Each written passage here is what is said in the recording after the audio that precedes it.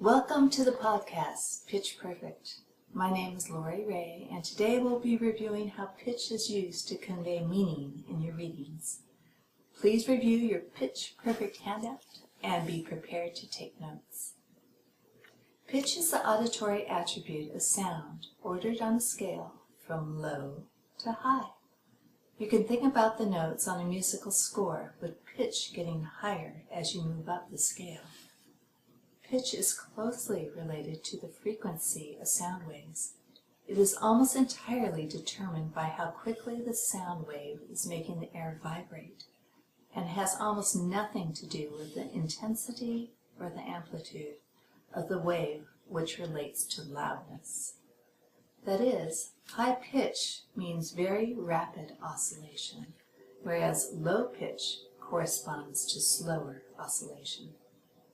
As a lector, you want to find a pitch that is suitable for speaking. Generally, you want to use a pitch range that would normally be comfortable for your natural conversation.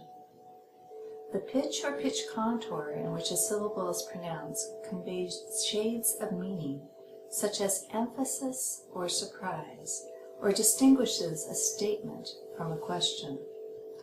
All languages use pitch pragmatically as intonation, or inflection as in used in some text, and to communicate different meanings. For emphasis, to convey irony or surprise, or to pose a question. Generally speaking, there are 4 types of pitch changes you can make. Rising intonation means the pitch of the voice rises over time. Falling intonation means that the pitch falls with time. Dipping intonation falls and then rises, whereas rising intonation rises and then falls. Consciously or unconsciously, the speaker will use the different patterns of pitch to convey different meanings to the listener. Consider the uses of pitch change and the associated meanings in these different categories. Informational. For example, I saw a man in the garden. Answers, whom did you see? Or what happened? Well, I saw a man in the garden. Answers, who did you see in the garden? Grammatical. For example, a rising pitch turns a statement into a yes or no question. He's going home? Elocution.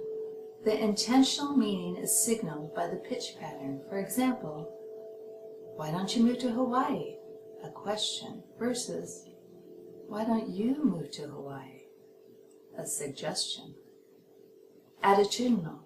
High declining pitch signals more excitement than does low declining pitch, such as in good morning versus good morning. Textual. Information not in a sentence is signaled by the absence of a statement ending declining pitch, as in the lecture was canceled. As a lector, you can apply changes in pitch not only to a single word, such as an exclamation, oh, but to any group of syllables, words, and even sentences to convey different meanings. You could change pitch of successive syllables in a word groups, or successive sentences.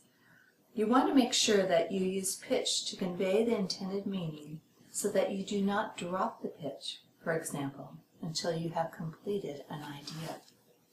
Additionally, in natural conversation, pitch changes some words and makes them stand out more than others, and you could do the same in your readings for emphasis. You could use pitch to draw the listener's attention to words or phrases that are more important than others. When speaking, you will naturally use a range of pitches to convey different meanings. Here are some important tips. The first and foremost is to know and understand the context and meaning of the scripture that you are reading. This understanding is completely necessary to guide you on how to use your voice to convey the meaning. Avoid monotony, speaking with one pitch tone or little variety in pitch. Make sure to vary the speech as to show emphasis and change in meaning. Practice saying sentences with different intonation patterns to change the meaning. For example, if you make a statement with a falling intonation at the end, you could turn it into a question by raising the intonation in the end. Try, for example, "See what I mean?" versus "See what I mean?" When reading, pay careful attention to punctuation, especially when reading passages from St. Paul. I invite you to read 1 Samuel chapter 3, verses 4 to 6, and practice changing your pitch while reading. We will be reviewing this reading in class. Until then, God bless you all.